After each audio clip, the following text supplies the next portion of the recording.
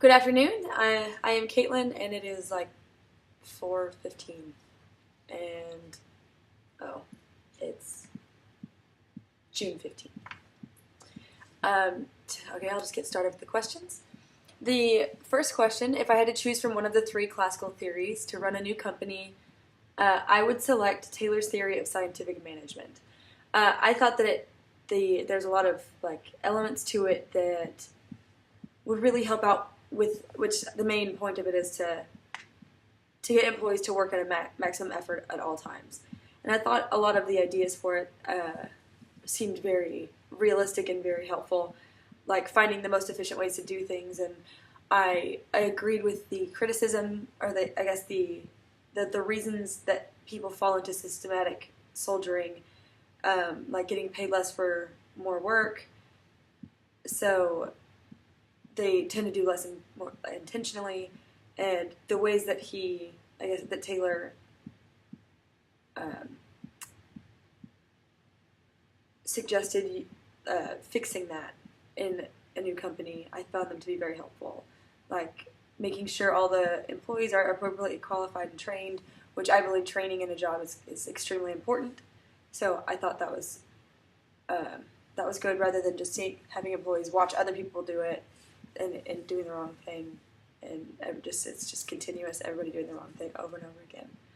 And I thought it was important to increase the responsibility of managers because that will even out the workload, and it'll make the workers feel like they're doing a similar amount of work as the manager is, not like the manager's like watching over them.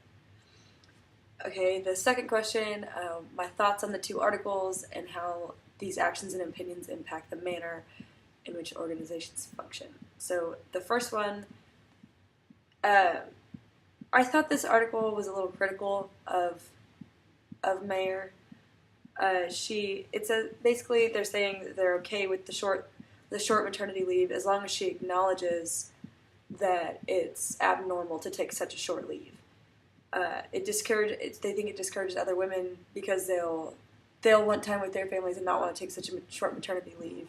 And that she's not practicing what she preaches because at Yahoo, she created a program where they have a longer maternity leave. And for her to not practice what she's preaching may discourage women because they don't want to have to, for reaching for higher positions like that, because they want to be able to take enough time with their families. And the second link thought that what she was doing was very important and very empowering, and it's very important to the momentum in the workplace. It did mention that having the nursery seems a little unfair, but it also says that she is in a rare position, and it furthers the cause of female leadership. And there's only, I think, 24 female CEOs in the Fortune 500 companies, and being up there is very important. And so her job is important, and if she takes so much time off to be with her kids, it's going to kind of slow down her momentum and maybe slow down how fast the company is moving.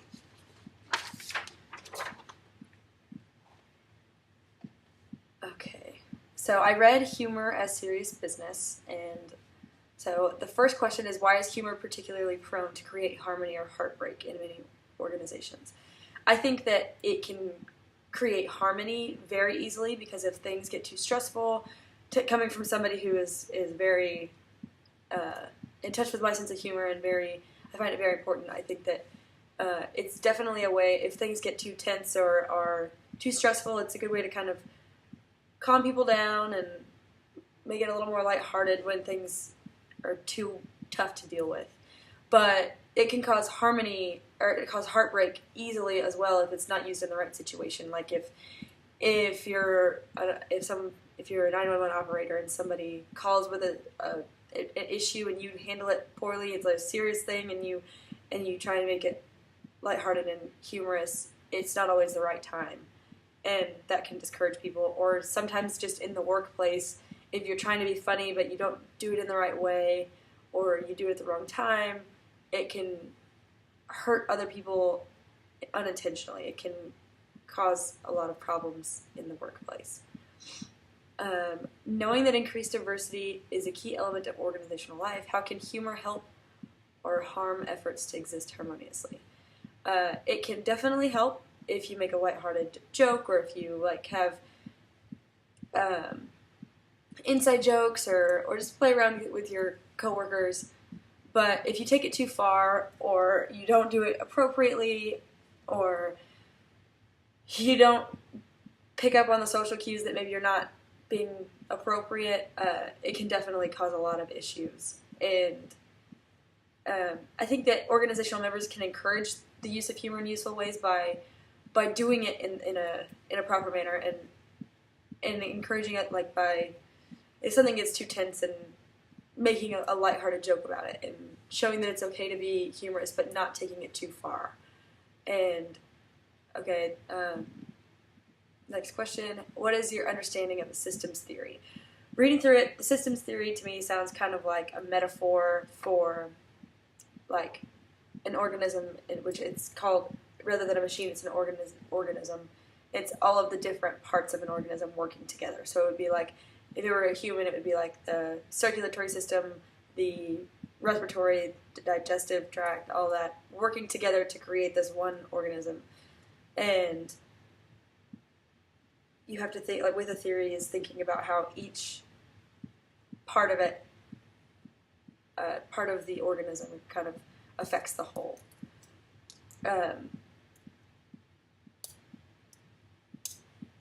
Culture. Okay, so define culture. In what ways does studying an organization from a cultural perspective differ from more traditional approaches to studying organizations? So, I'm not 100% on this, but in my eyes, I see the more traditional approaches to studying organizations are more what the organization does, who they work with, and just the technical, like, sides of it, and, like, the more objective things. But I feel like culture is a little bit more subjective, and it's how the people in the company interact with each other, and if it's a fun work environment, or if it's a serious one, or if it's more modern, or if it's, you know, a little bit more traditional, and it's about how people behave and how they handle their business, and things like that. So it's more about the people inside of the organization and how they interact with each other, rather than what the company does and what its job is in the other companies that it works with. I think the most powerful symbols I've encountered in the culture at UHD have been the big posters that have the people, like, standing like this, or they're, like, standing, like, saying they graduated, or they're these, you know, they're this major and they graduated this year or whatever. Or there's, like, the billboards of, like, successful people that are, like, CEOs or something for big companies that went to UHD. And I find those to be pretty empowering, because it is such a small school, but to have those shows you that you can do much bigger things. If you get like, you can do really great things if you get a degree from UHD. The symbols in other organizations I've been a part of, I find the Texans bullhead, because I was with the Texans for 2 years. I find that bullhead to be very, very important, which to most people it just represents the Texans and, you know, the football team. But to somebody that's actually been a part of the organization, it just represents kind of a family, like a very close group, and it's not like anything I've ever been a part of, and I really appreciated it, and so I cherish everything I own that has a Texans bullhead on it. So, all right, thank you.